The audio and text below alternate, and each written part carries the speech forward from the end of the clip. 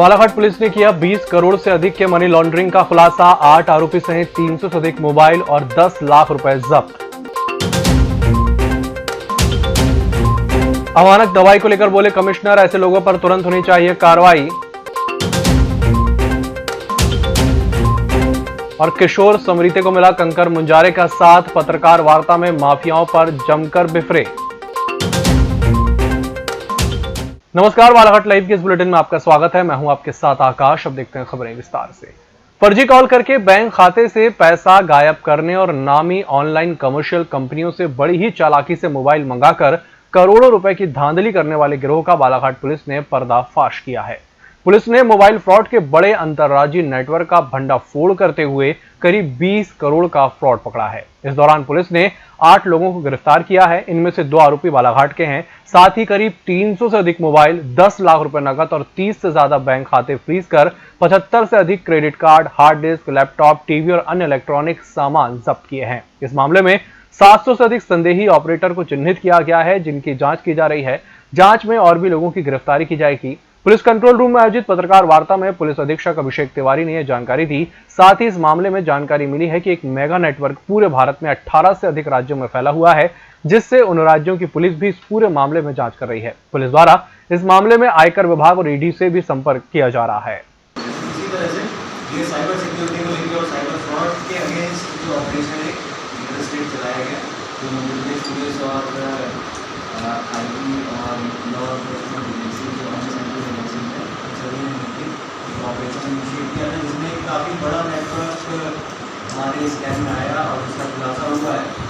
इसमें लगभग अभी तक इनके 700 से ऊपर ऑपरेटिव जो है आइडेंटिफाई हमने किए हैं, जिनकी बारीकी छानबीन, financial bank account and credit card account, mobile number जो उन्होंने अपने नाम से लिए हैं, जो फर्जी लिए हैं, जो उन्होंने ब्लैक मार्केटिंग की है, जो उन्होंने टैक्स फ्रॉड्स किए हैं। एक मल्टीपल लेयर ऑफ ऑर्गेनाइजेशन इसमें लगी हुई है, जिससे कि ये अलग विभिन्न तरह के विभिन्न डायमेंशन के लिए उन्होंने फ्रॉड किए हैं, उनका एक साथ कोऑर्डिनेटेड तरीके से हम लोग इन्वेस्टिगेट कर पाए। और इसमें से जो मुख्य लोग हैं, जो हम लोगों ने एक ये जो 700 लोगों का बड़ा नेटवर्क जो देख किया, उसमें से 7-8 लोग जो मुख्य लोग हैं उनको आइडेंटिफाई करते हुए त्वरित कार्रवाई करते हुए मध्य प्रदेश पुलिस में और झारखंड पुलिस में, मध्य प्रदेश पुलिस में इस पर्टिकुलर नेटवर्क के जो 7-8 लोग हैं उनको आईबी की जो टीम है, सेंट्रल एजेंसी की जो टीम है, उनके हेल्प से प्रोवाइडेड इंटेलिजेंस रिपोर्ट से और तीव्रता से उठाया है।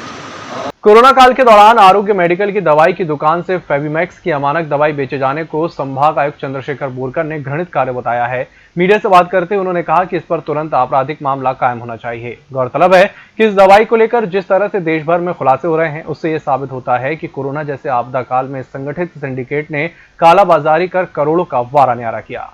जो जिले में एक चीज़ और देखी गई, कुछ दवाई दुकानों में नकली दवाओं की बात सामने आ रही है, तो क्या इसमें किस तरीके से आप संज्ञान में लेंगे सर? इसमें आप अभी पुख्ता जानकारी देते हैं तो कलेक्टर साहब है, सभी लोग हैं मेडिकल को कार्रवाई करेंगे। उसमें तो एफआईआर दर्ज होनी चाहिए और जांच होनी चाहिए, क्योंकि वो सीधा मामला जो है वो क्रिमिनल है।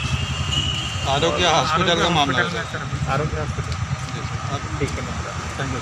पूर्व सांसद कंकर मुंजारे ने प्रेस कॉन्फ्रेंस कर पूर्व विधायक किशोर समरीते का साथ देते हुए बताया कि पूर्व विधायक किशोर समरीते ने कुछ दिन पूर्व ही राज्य मंत्री रामकिशोर कांवरे और कलेक्टर दीपक आर्य, एसपी अभिषेक तिवारी को रेत माफिया, शराब माफिया राजेश पाठक के खिलाफ भ्रष्टाचार के गंभीर आरोप लगाए थे, जिसके कारण बौखलाकर पूर्व विधायक किशोर समरीते को षड्यंत्र पूर्वक योजना बनाकर बिल्कुल झूठे मामले में फंसाया गया है।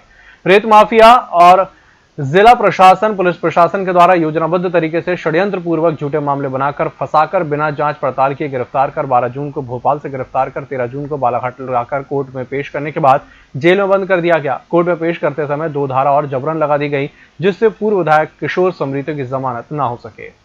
गोली मार दूंगा, क्या किशोर समरीते ऐसे बोल सकता है? ऐसे बोल सकता है?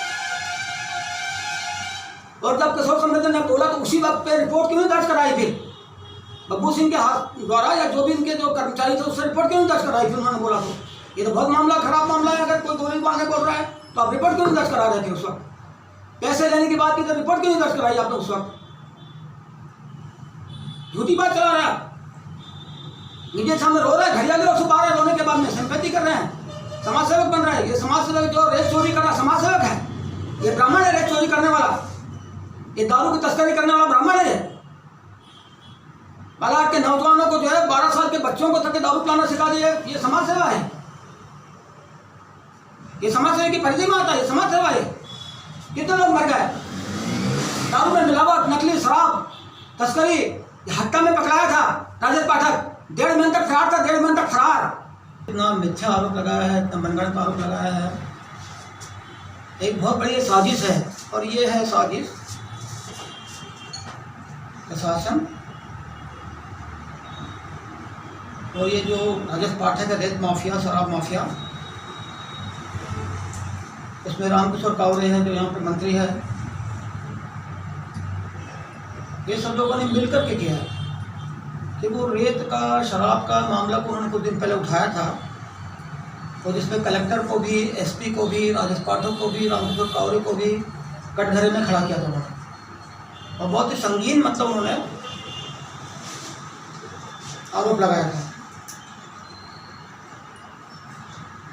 और जिस तरीके से उनको दबाने की कोशिश की गई, उनको दमन करने की कोशिश की गई है, ये लोकतंत्र को कलंकित करने वाला है।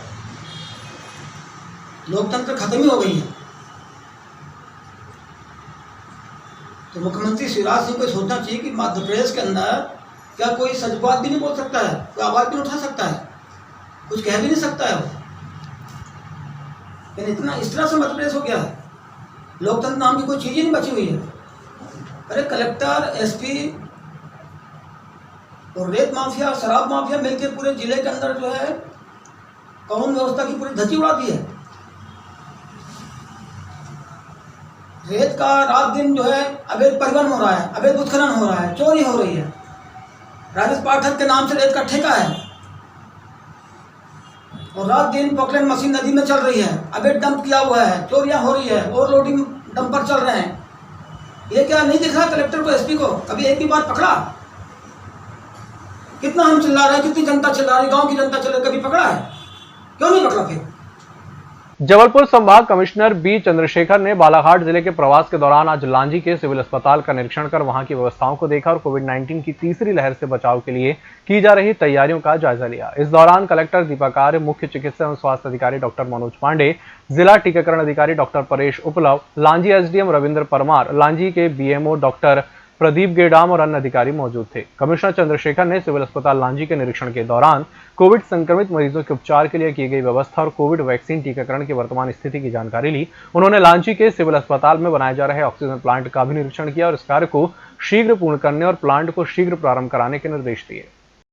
बैहर पुलिस की लचर कार्रवाई के विरोध में अधिवक्ता संघ बैहर अनिश्चितकालीन हड़ताल पर चले गए। मामले में जानकारी मिली है कि बैहर तहसील ग्राम पारसाटोला भंडेरी निवासी धनंजय चौधरी द्वारा सोशल मीडिया में वकीलों के खिलाफ आपत्तिजनक और अभद्र टिप्पणी कर पोस्ट डाली गई थी, जिनके खिलाफ समस्त अधिवक्ता संघ की ओर से बैहर थाने में रिपोर्ट दर्ज करवाई गई थी, लेकिन बैहर थाने द्वारा खानापूर्ति कर गिरफ्तारी दिखाई गई और आरोपी को छोड़ दिया गया। इस कार्रवाई से अधिवक्ता संघ पूर्णतः असंतुष्ट दिखाई दिया। बैहर अधिवक्ता संघ ने ऐसे आरोपी के खिलाफ सख्त से सख्त कार्रवाई करने की बात कही है।